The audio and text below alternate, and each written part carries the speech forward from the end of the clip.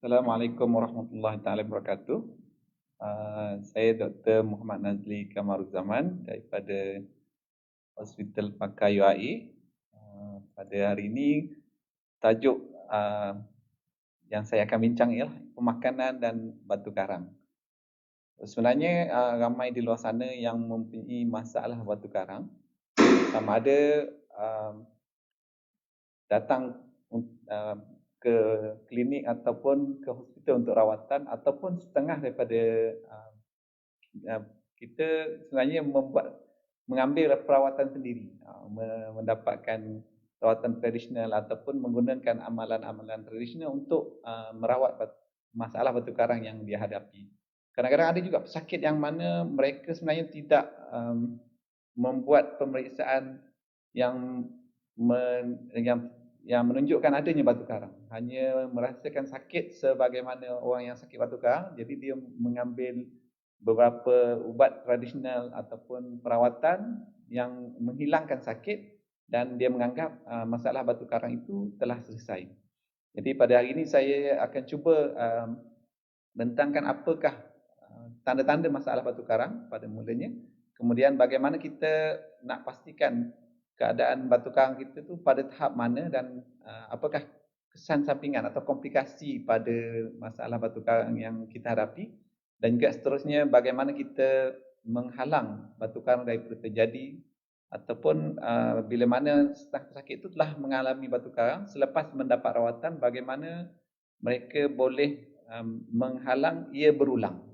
Jadi bermula dengan bagaimana kita untuk mengesan masalah batu karang. Pertama, kebanyakan pesakit yang mempunyai masalah batu karang akan datang dengan tanda sakit belakang. Walau bagaimanapun, ada banyak sebab yang boleh menyebabkan kita rasa sakit belakang. Kat sini saya cuba jelaskan dengan lebih detail bagaimana sakit belakang yang disebabkan oleh batu karang.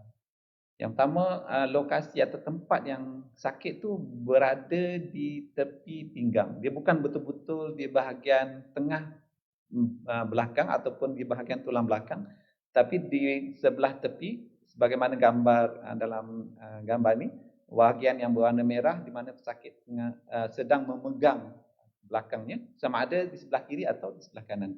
Inilah tanda-tanda yang paling kerap kita dapati pesakit yang mempunyai masalah sakit di bahagian pinggang yang disebabkan oleh batu karang. Jadi sakit tu dia boleh merebak ke bahagian depan dan juga ke bahagian belakang. Jadi penyebab sakit itu ialah disebabkan oleh batu karang yang sama ada berada di dalam buah pinggang, di dalam salur kencing yang menghubungkan antara buah pinggang dan pundi kencing. So ada beberapa tempat yang batu karang tu ada kemungkinan lekat semasa dia ingin keluar, dan batu karang itu menyebabkan kesakitan yang amat sangat pada pesakit kita.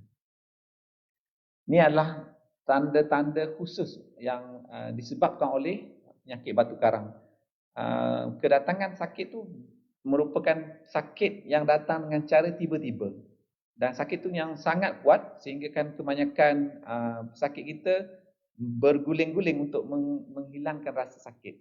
Ini adalah antara ciri utama dia. Pesakit mengalami sakit tiba-tiba di bahagian belakang, sakit yang sangat kuat, dan sakit berguling-guling untuk menghilangkan rasa sakit, dan sedikit daripada rasa sakit itu akan hilang disebabkan pergerakan tersebut. Sakit itu juga kadang-kadang dia boleh dirasai di bahagian depan pinggang sehingga ke bahagian kemaluan. Dan jenis sakit ataupun kita katakan type of pain tu dia gripping, dia mencengkam, dan dia datang dalam bentuk wave ataupun datang, hilang, datang balik dan hilang. Kadang-kadang pada awalnya wave ataupun rentak yang datang tu mungkin setiap setengah jam atau 1 jam sekali, tapi dalam keadaan sakit yang berterusan, kesakitan tu akan berulang dalam masa 5 hingga 10 minit. Jadi sakit tu tidak dapat menanggung perasaan sakit yang amat kuat tu, menyebabkan mereka akan datang ke hospital. Yang saya sebutkan tadi yang pada awalnya bagaimana ada yang di antara pesakit yang tidak mendapat rawatan sempurna tentang batu karang sebab sakit tu datang sekejap, sama ada dalam 1 jam sekali, dan lama sakit tu mungkin sangat pendek, dalam 2-3 minit dan sakit tu hilang. Biasanya batu karang yang ada dalam salur buah pinggang dia, sebagaimana yang ditunjukkan oleh gambar, batu tu sangat kecil, jadi ada kemungkinan batu tu telah bergerak ke bawah dan telah keluar. Jadi sakit yang dirahsiainya itu tidak menyebabkan dia pesakit itu mendapat rawatan yang sepenuhnya di hospital atau di klinik terdekat. Jadi ini nak menunjukkan betapa teruknya sakit tu sehingga pesakit sanggup buat apa saja untuk menghilangkan rasa sakit. Okey, yang kedua, saya ingin jelaskan bahawa sakit merupakan salah satu tanda yang menunjukkan adanya batu karang di dalam buah pinggang atau salur kencing. Walau bagaimanapun ada tanda-tanda lain yang lebih berbahaya yang menunjukkan bahawa penyakit batu karang yang diderita oleh pesakit itu telah menyebabkan komplikasi. Antara yang tanda lain yang menunjukkan ada tanda-tanda komplikasi pada pesakit ialah demam. Demam ni boleh disebabkan oleh jangkitan kuman di dalam air kencing atau kadang-kadang jangkitan kuman di dalam batu karang itu sendiri. Jadi bila mana ada punca jangkitan kuman di dalam salur kencing, dia boleh merebak menyebabkan jangkitan kuman di dalam pundi kencing atau di dalam buah pinggang. Kadang-kadang ada pesakit yang datang dengan keadaan demam yang amat teruk, pesakit tersebut ada menggeletar atau kita panggil chill and rigor, dan menggeletar, dan bila kita buat penyiasatan lanjut, kita dapati di dalam buah pinggang pesakit tersebut terdapat nanah yang disebabkan oleh jangkitan kuman. Ini adalah tanda komplikasi yang sangat serius disebabkan oleh buah pinggang. Ada juga antara pesakit kita yang datang pada peringkat akhir, bagaimana buah pinggang, kedua-dua buah pinggang beliau telah mendapat jangkitan kuman yang sangat teruk sehingga kan keseluruhan buah pinggang pesakit tersebut rosak disebabkan oleh jangkitan kuman. Bila mana kerosakan buah pinggang berlaku, jika berlaku pada dua-dua belah buah pinggang, pesakit tersebut perlu untuk menjalani rawatan dialisis. Walau bagaimanapun, ada setengah sakit bila mana kita rawat batu karang, buang daripada sistem salur kencing, dan kita juga alirkan keluar nanah di dalam buah pinggang tersebut. Alhamdulillah, proses pemulihan berlaku dan fungsi buah pinggang kembali pada asal. Mungkin kita panggil reverse renal function atau reserve renal function tu ada lagi dalam buah pinggang dia. Fungsi buah pinggang yang terpendam tu masih ada, dan dia membolehkan pesakit itu kembali mempunyai fungsi buah pinggang yang normal tanpa memerlukan dialisis. Jadi ada yang memerlukan dialisis berterusan disebabkan oleh buah pinggang yang rosak sepenuhnya. Ada yang memerlukan dialisis pada jangka masa tertentu sehingga dia mempunyai buah pinggangnya pulih dan kembali pada keadaan normal. Ada juga yang tidak langsung menyebabkan kerosakan buah pinggang. Jadi bila mana sakit yang batu karang datang dengan demam, terutamanya demam yang sangat kuat, kita akan membuat penyiasatan dengan segera supaya kita dapat mengelak daripada sakit tersebut mendapat kerosakan buah pinggang. Selain dari demam, air kencing yang kotor, menanah, dan juga air kencing yang berdarah juga menunjukkan tanda-tanda bahawa sakit telah mempunyai komplikasi disebabkan oleh batu karang. Ada juga setengah-setengah pesakit yang mana batu karangnya berada di dalam lokasi yang tidak menyebabkan salur kencing tersumbat. Dia berada di luar daripada sistem aliran air kencing. Dia menyebabkan berlakunya jangkitan kuman di dalam buah pinggang itu sendiri. Ini menyebabkan pesakit tersebut datang dengan keadaan kurang selera makan, turun berat badan dan keadaan yang tidak sihat. Bila kita buat penyiasatan lanjut, menunjukkan sekeliling buah pinggang tersebut terdapatnya nanah yang kita panggilkan renal abscess atau bisul di dalam buah pinggang. Itu adalah antara komplikasi yang disebabkan oleh batu karang. Seterusnya, saya juga ingin jelaskan bahawa tidak semua sakit belakang disebabkan oleh batu karang. Jadi bila mana pesakit datang bertemu dengan doktor di klinik atau hospital, biasanya doktor akan membuat menanya sejarah masalah pesakit untuk membezakan antara masalah tersebut disebabkan oleh batu karang atau bukan batu karang. Antara lain ialah kolik merupakan sakit yang disebabkan oleh batu karang. Ada setengah pesakit yang datang dengan sakit di bahagian depan perut.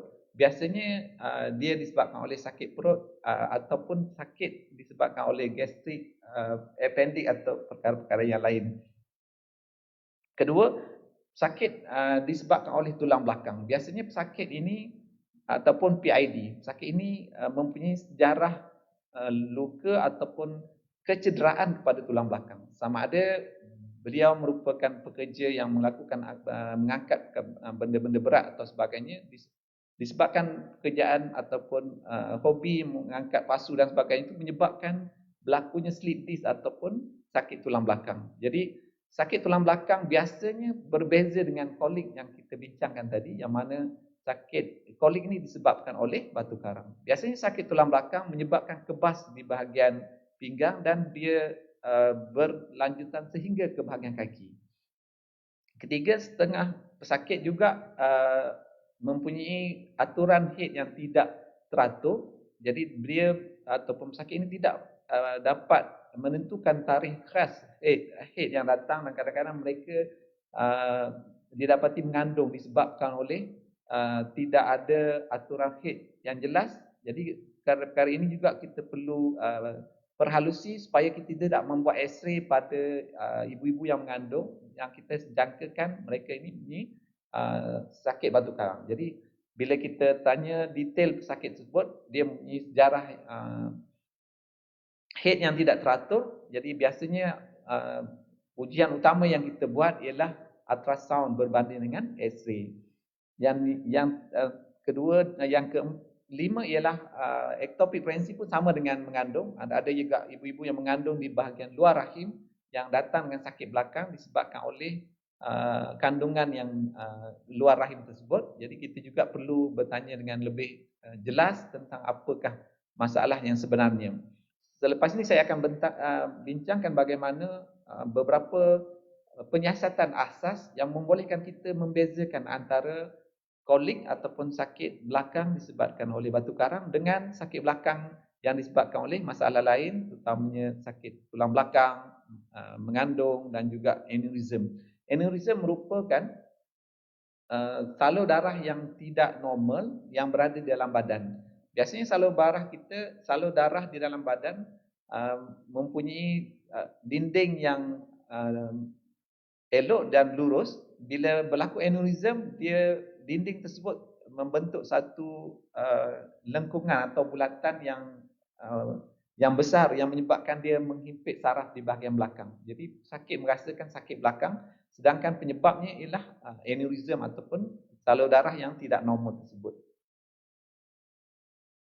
Okey, ini antaranya salah satu yang paling kerap kita temui. Kita sukar untuk membezakan antara orang yang sakit tulang belakang ataupun PID, prolapse disc, dengan masalah buah pinggang atau disebabkan oleh batu karang. Okay, ini yang seterusnya ialah mengandung dan mengandung di luar rahim juga suatu masalah yang menyebabkan sakit tersebut merasakan sakit belakang.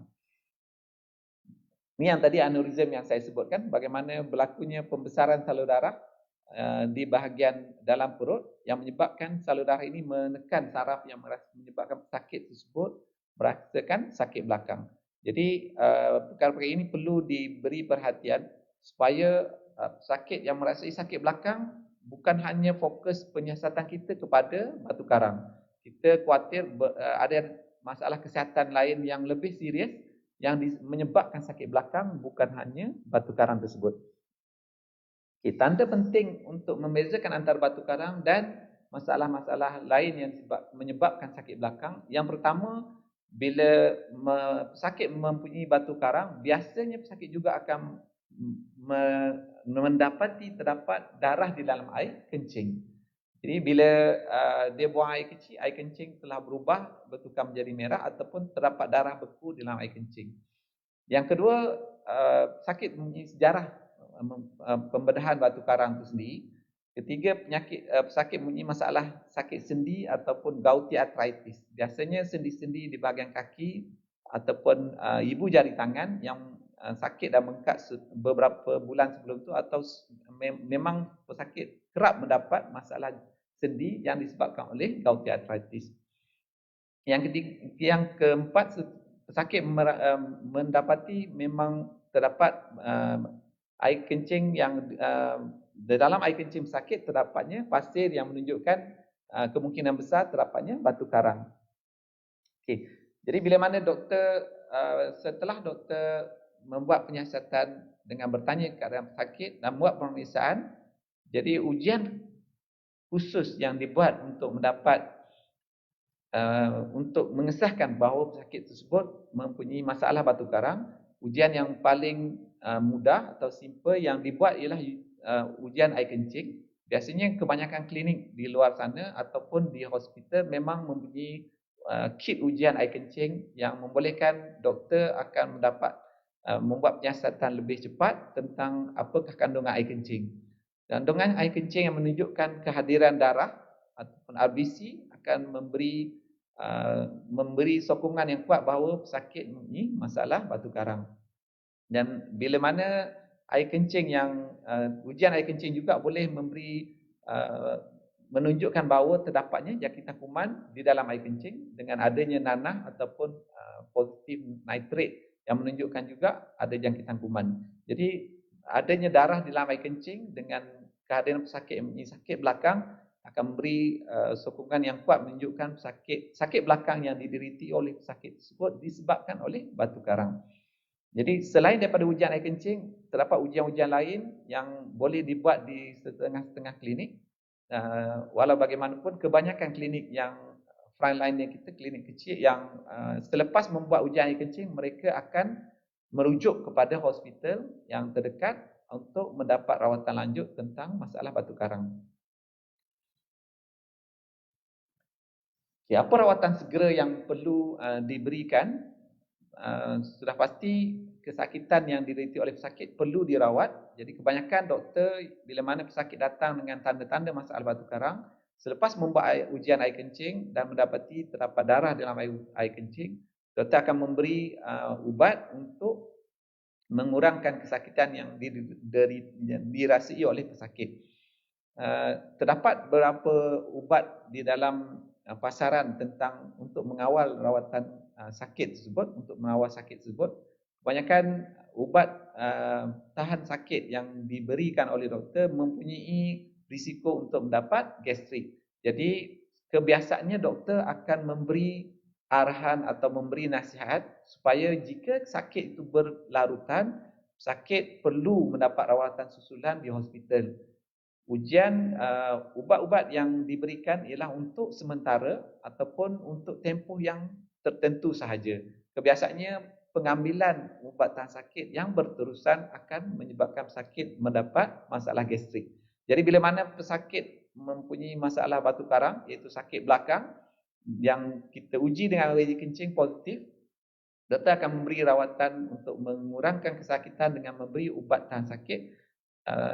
Seterusnya doktor akan memberi rujukan kepada hospital untuk rawatan susulan untuk memastikan di manakah kedudukan batu karang dan rawatan yang spesifik atau rawatan yang khusus untuk batu karang tersebut. Inilah membuat pemeriksaan lanjut untuk mengesan komplikasi dan juga mengesan di manakah kedudukan batu karang tersebut. Okey,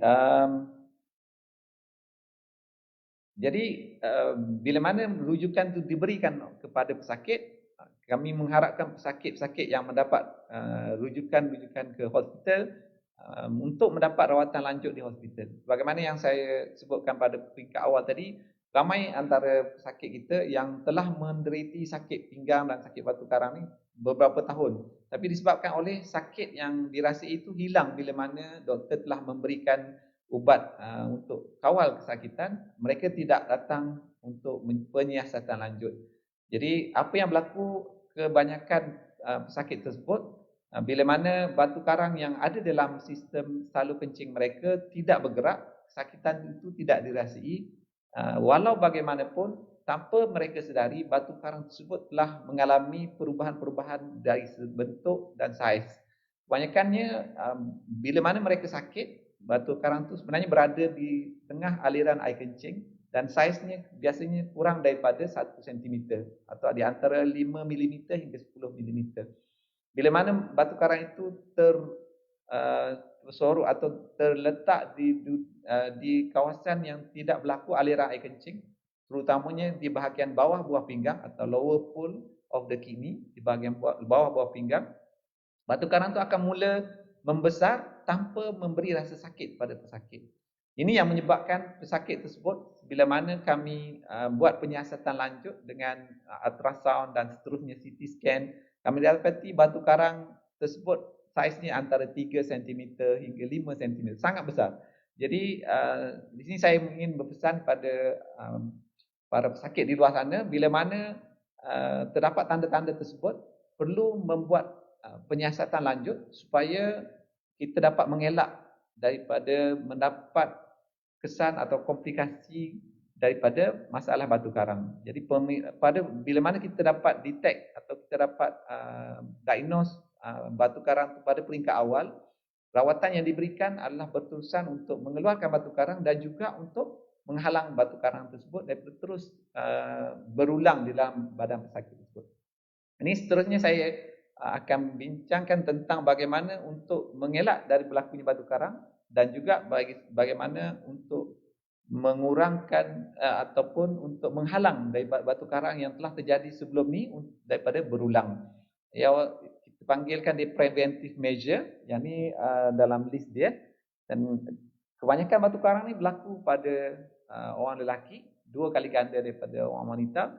Antara penyebab utama ialah biasanya orang lelaki bekerja di luar ataupun di dalam environment kita di Malaysia ni khatulistiwa yang panas dan kering, dan ini menyebabkan berlakunya internal dehydrasi, kekeringan dalam badan mereka, dan dia boleh menyebabkan batu karang. Itu yang antara penyebab utama ialah environment ataupun climate ataupun cuaca kita sendiri yang panas dan kering.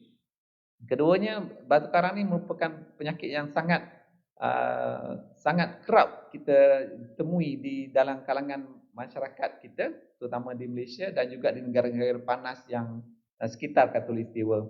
Terdapat di Malaysia ni sekitar 10 hingga 20% daripada penduduk Malaysia mempunyai masalah batu karang, dan juga umur yang menghidap batu karang ni ialah antara 30 hingga 50 tahun, di mana kita panggil active life, orang yang masih bekerja di luar, dan bila mana mereka mendapat masalah batu karang, kualiti ataupun produktiviti mereka akan terganggu disebabkan oleh mereka terpaksa menerima rawatan secara berterusan untuk batu karang tersebut.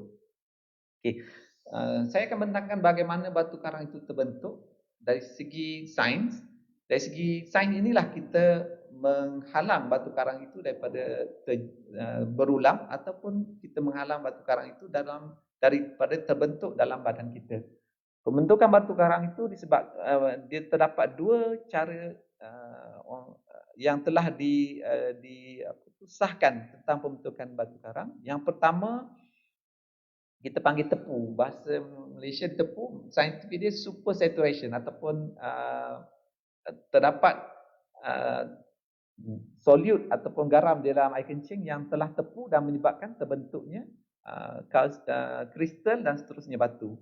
Yang kedua disebabkan oleh jangkitan kuman di dalam sistem air kencing yang secara berterusan, atau chronic urinary tract infection. Ini adalah bagaimana batu karang itu terbentuk. Bila mana terdapat garam di dalam air kencing, bila mana kekurangan air ataupun garam yang terlebih, atau bila berlakunya garam lebih dan air juga kurang, dia menyebabkan berlakunya situasi yang dipanggilkan super saturation ataupun tepu. Bila air kencing di dalam buah pinggang sudah tepu, dia akan membentuk kristal, dan bila kristal ini aggregated atau melekat antara satu sama lain, dia akan menyebabkan terbentuknya batu karang. Jadi bagaimana kita nak menghalang berlakunya penepuan air kencing di dalam buah pinggang. Yang pertama, terdapat kita panggil inhibitor ataupun perkara-perkara yang boleh menghalang berlakunya penepuan air kencing. Yang paling utama ialah sitrat. Sitrat merupakan satu kandungan yang terdapat di dalam buah-buahan, terutamanya buah-buahan sitrus. Kebanyakan ubat-ubatan di hospital yang menggunakan base dia sitrat, kita gunakan limau. Sodium sitrat itu air limau yang telah diproses dan dijadikan ubat di hospital.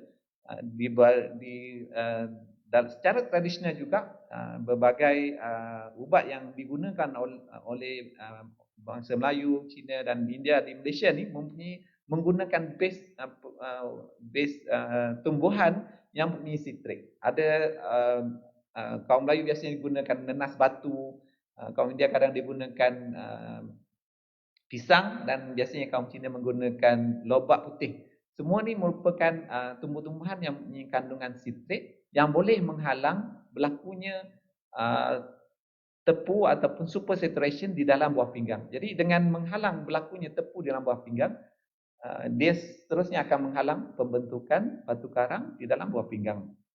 Dalam masa yang sama, kita juga boleh membuang promoter. Promoter ni ialah perkara-perkara yang menyebabkan cepatnya berlaku batu karang dalam badan.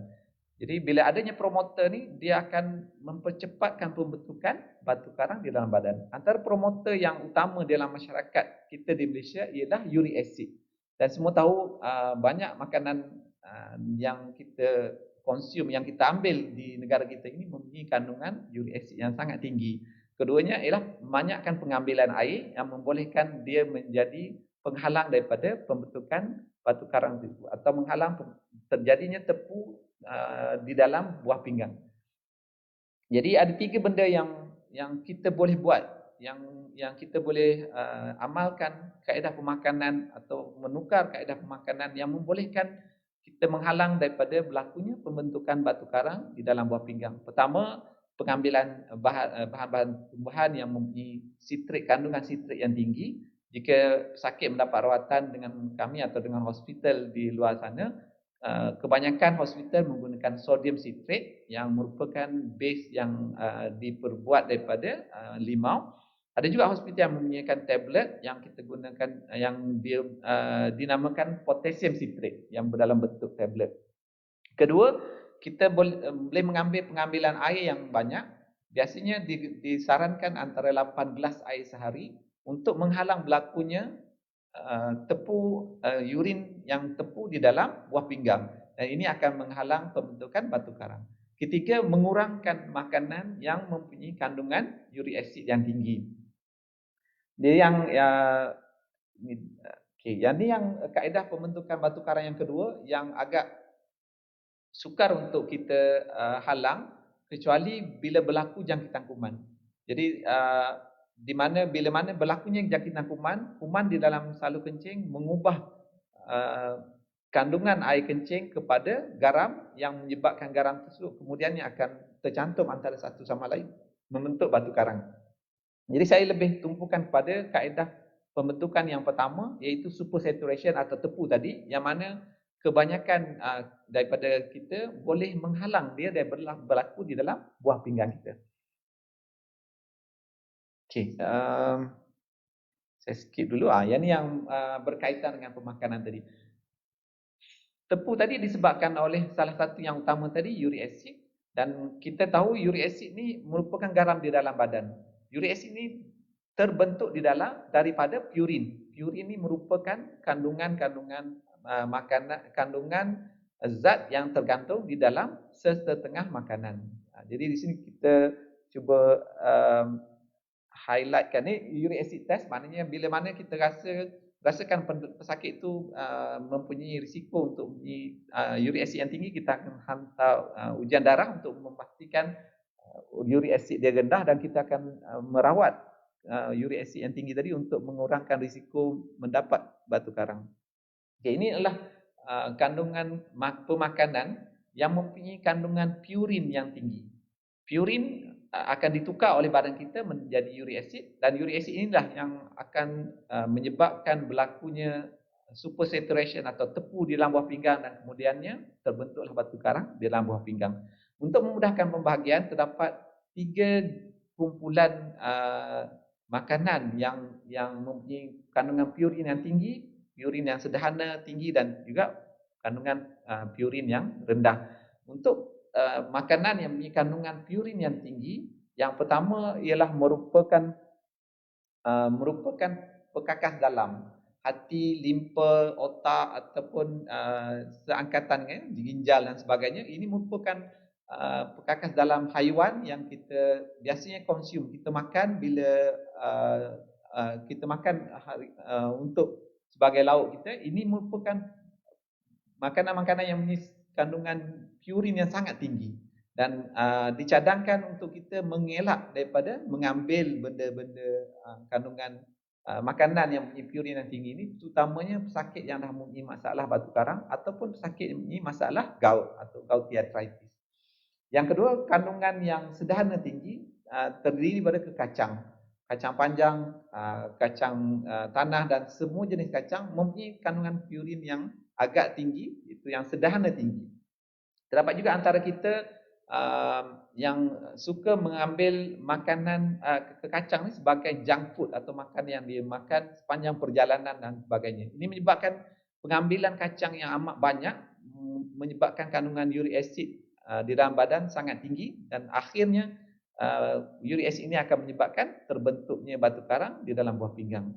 Dan yang terakhir itu adalah kandungan uric acid yang rendah yang boleh diambil pada setiap hari, itu namanya susu, keju dan sebagainya. Jadi untuk pemakanan, ambillah air yang banyak, sekurang-kurangnya 8 gelas sehari, dan kita cuba sedaya mungkin untuk mengelak dari mengambil makanan yang mempunyai kandungan purin yang tinggi ataupun uric acid yang sangat tinggi untuk mengelak daripada berlakunya batu karang.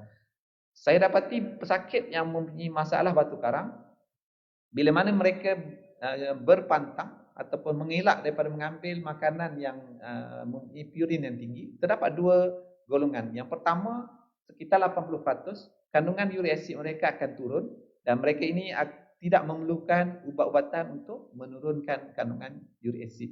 Walau bagaimanapun, terdapat 20% daripada pesakit yang bila mana mereka cuba mengelak sepenuhnya pengambilan makanan yang mempunyai uric acid tinggi, tapi kandungan uric acid dalam badan mereka masih tinggi. Ini dinamakan hereditary ataupun biasanya orang kampung akan panggil keturunan lah, maknanya dia terdapat kegagalan untuk pesakit tersebut untuk mengeluarkan uric acid dari badan.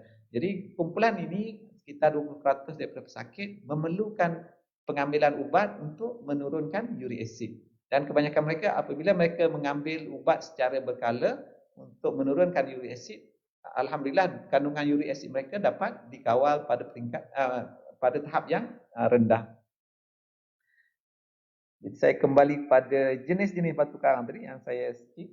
Yang ni nak gambarkan secara ringkasan bagaimana jenis batu karang berkadar dengan makanan dan juga minuman. Yang pertama tadi ni jenis batu karang dipanggilkan kalsium yang bulat dan licin ni, dan yang kedua ni yang spike atau tajam-tajam, dan yang ketiga juga yang jenis tajam ni. Semua jenis kalsium stone ni atau karang kalsium ni disebabkan oleh kekurangan air di dalam badan dan juga disebabkan oleh berlakunya ketidakstabilan kandungan kalsium di dalam ginjal. Ada orang pesakit yang bertanya, doktor, kenapa kami boleh tak ambil susu yang mempunyai kalsium yang banyak? Pada pandangan saya, sebenarnya ayat yang digunakan ialah berlakunya ketidakstabilan ataupun abnormal calcium metabolism ataupun kalsium yang diambil itu tidak mampu dicernakan oleh badan. Dia bukan masalah pengambilan kalsium yang banyak, tapi disebabkan oleh kegagalan buah pinggang untuk mengeluarkan kalsium lebihan dari badan. Jadi tidak perlu kita berpantang untuk mengurangkan pengambilan susu atau sebagainya, tapi kita perlu membuat penyiasatan di hospital apakah kita mempunyai masalah kegagalan untuk mengeluarkan kalsium dari badan. Itu yang lebih penting. Yang seterusnya inilah batu stehon ataupun batu yang bercabang-cabang ni. Ia merupakan batu yang disebabkan oleh jangkitan kuman di dalam air kencing Dan yang ini yang kelima ni ialah merupakan uric acid stone yang banyak berlaku di negara kita, terutamanya di East Coast ataupun di Pantai Timur. Satu kajian dibuat di USM sebelum ni mendapati data yang dikeluarkan oleh pihak barat mengatakan bahawa uric acid, batu uric disebabkan uric acid sekitar 20% dalam kalangan mereka, tapi di Malaysia batu disebabkan oleh uric acid sangat tinggi, sekitar 50%. Jadi kebanyakan pesakit kita mengalami masalah batu karang disebabkan oleh kandungan uric acid yang sangat tinggi. Sebagaimana yang saya bincangkan tadi, uric acid ni boleh diturunkan dengan mengamalkan diet ataupun mengamalkan pemakanan yang makanan-makanan yang mempunyai kandungan uric acid yang rendah.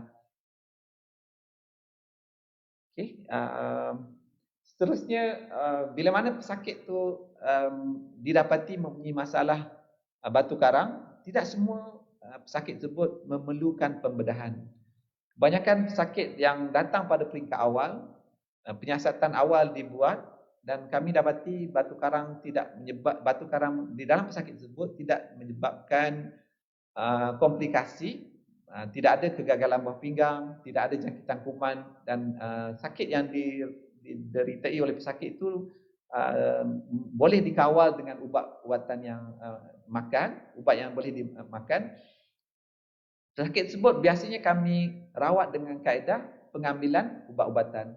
Ada 3 ubat utama yang biasanya digunakan oleh doktor untuk merawat batu karang. Yang pertama dalam kumpulan yang kita panggilkan hemolisis. Hemolisis ni ialah merupakan kaedah menggunakan ubat untuk melarutkan batu karang. Hemolisis ialah ubat yang digunakan untuk melarut batu karang. Beberapa ubat yang terdapat dalam pasaran yang saya sebutkan tadi, sodium citrate, potassium citrate, ada yang berasaskan citrate yang merupakan kandungan buah-buahan. Yang kedua, kita juga menggunakan ubat allopurinol ataupun ubat untuk menurunkan segera uric acid di dalam badan bila mana sakit yang menyebabkan masalah batu karang mempunyai kandungan uric acid yang tinggi. Ini juga merupakan hemolisis. Dua ini jenis ubat inilah yang merupakan ubat utama untuk melarutkan batu karang. Kumpulan ubat yang kedua ialah kita panggilkan medical expulsion therapy. Bila kita translate merupakan penggunaan ubat untuk menendang batu keluar atau untuk menolak batu keluar. Jadi MET, medical expulsion therapy. Jadi ubat-ubatan ini biasanya digunakan oleh pakar urologi di hospital untuk mengeluarkan batu karang yang bila mana kita ukur merupakan batu karang yang saiznya lebih kecil daripada saluran. Tidak semua doktor akan menggunakan ubat ini disebabkan oleh bila mana mereka mendapat rawatan awal tapi mereka tidak dapat mengukur saiz batu karang berdasar kepada saiz batu karang dan juga saiz salur kencing. Biasanya apa yang kami buat bila mana mendapat rujukan daripada klinik ataupun sakit luar, CT scan akan dibuat untuk melihat apakah batu tersebut lebih kecil daripada salur kencing yang membolehkan kami menggunakan ubat tersebut. Jadi kalau batu karang tu besar, kita bagi ubat medical expulsion therapy atau ubat untuk menolak batu keluar, pesakit akan merasai sakit yang amat sangat sebab ubat tu menolak batu tapi saiz batu tu lebih besar daripada saiz saluran. Jadi biasanya ubat ini merupakan ubat yang diberi selepas pemeriksaan rapi dibuat dan didapati saiz batu karang itu lebih kecil daripada saiz salur kencing yang membolehkan bila mana pesakit membuang air kencing, batu karang itu melalui salur kencing tanpa merasai sakit pada pesakit. Ini adalah ubat yang kedua yang digunakan untuk merawat batu karang. Terdapat juga setengah-setengah tempat yang menggunakan ubat-ubat alternatif yang lain yang mana dia juga mungkin boleh yang mempunyai kandungan citrate yang tinggi. Walau bagaimanapun tidak semua ubat-ubat yang digunakan tu sesuai pada setiap sakit. Jadi apa yang saya sarankan bila mana mempunyai tanda-tanda masalah batu karang, sakit tersebut dia diharapkan dapat membuat penyiasatan lanjut untuk melihat pertamanya batu karang itu di mana, betul tak, atau tidak pesakit itu mengalami masalah batu karang. Kedua, di manakah lokasi batu karang tersebut. Ketiga, saiz batu karang tersebut. dan apakah kandungan garam dan air kencing dan pesakit tersebut boleh ditukar untuk melarutkan batu karang tersebut. Jadi penyiasatan ini perlu dibuat secara khusus dan detail untuk setiap pesakit supaya perawatan ataupun perancangan perawatan untuk pesakit tersebut khusus untuk dia. Jadi ada yang pesakit yang tidak menerima semua jenis ubat, ada yang dapat 2-3 jenis ubat, ada yang terpaksa kami buat tindakan intervensi ataupun rawatan yang lebih agresif untuk merawat batu karang tersebut.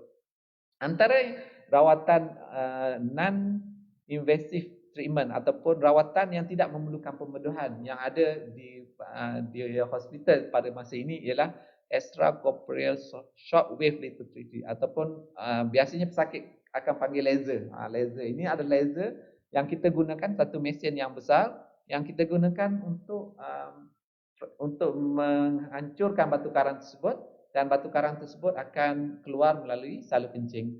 Jadi selepas membuat pemeriksaan CT scan, bila kita dapati saiz batu karang itu lebih besar daripada saiz salur kencing, kita akan membuat pembincangan dengan pesakit, kaedah untuk memecahkan batu tersebut sama ada dengan memerlukan operation atau tidak memerlukan operation.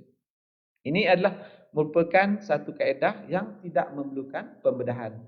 Jadi pesakit datang ke hospital kita pada waktu pagi, selepas kita buat pemeriksaan air kencing, tidak ada jangkitan kuman dalam air kencing, kita akan teruskan untuk rawatan. Pesakit akan berbaring di atas mesin ESWL, mesin laser ni, dan kita menggunakan X-ray ataupun ultrasound atau kedua-duanya sekali untuk membuat targeted atau untuk membuat marking di manakah kedudukan batu karang tersebut. Bila marking telah dibuat, energy source ataupun wave yang kita dijana oleh mesin itu akan diarahkan ke batu karang tersebut. So selepas wave itu diberikan sekitar 45 minit, kebanyakan batu karang tersebut akan pecah dan pesakit akan mengeluarkan batu karang itu melalui air kencing pada masa sehari atau 2 hari selepas prosedur. Jadi pesakit akan selepas prosedur akan boleh terus balik tanpa memerlukan untuk bermalam di hospital. Inilah antara rawatan yang ada pada masa kini, rawatan terkini yang ada untuk merawat batu karang. Selain daripada non-operative method atau operasi tanpa pembedahan, pembedahan juga perlu dilakukan jika batu karang yang kita dapati di dalam badan pesakit itu adalah sangat besar, lebih daripada saiz yang dicadangkan untuk shockwave. Jadi untuk sebagai konklusi, kolik ataupun sakit belakang ni dia terbahagi kepada dua. Satu, simple, maknanya dia hanya ada sakit belakang tanpa kesan sampingan. Kedua, complicated ataupun sakit belakang dan juga mempunyai komplikasi lain. Jadi kebiasaannya saya menasihati pesakit bila mana sakit tersebut mempunyai kolik atau sakit belakang dan mempunyai komplikasi, mereka sepatutnya berada di dalam ward. Sebab penyiasatan akan disegerakan sama ada di hospital kerajaan ataupun sebaliknya, memang kami akan cuba segerakan untuk mendapat diagnosis yang tepat, apakah komplikasi yang disebabkan oleh batu karang yang ada pada pesakit. Antara 3 komplikasi yang perlu kita membuat penyiasatan segera, pertamanya fever ataupun demam yang kita jangkakan disebabkan oleh jangkitan kuman di dalam batu karang tersebut atau di dalam buah pinggang sakit. Kedua, kegagalan buah pinggang yang disebabkan oleh batu karang. Dan yang ketiga kita panggil intractable pain. Apa maksud intractable pain? Pesakit tidak dapat menahan kesakitan selepas kita memberi ubat tahan sakit. Walaupun kita bagi ubat tahan sakit, dia masih sakit. Maknanya sakit yang sangat kuat sehingga kan beberapa jenis ubat tahan sakit yang kita berikan masih juga pesakit tersebut merasai kesakitan. Jadi ini antara yang saya rasa take home message ataupun yang saya nasihatkan pendengar sekalian untuk memerhatikan bahawa sama ada kita punya sakit belakang yang simple, yang tidak ada kesan sampingan ataupun sakit belakang yang mempunyai komplikasi disebabkan oleh batu karang tersebut.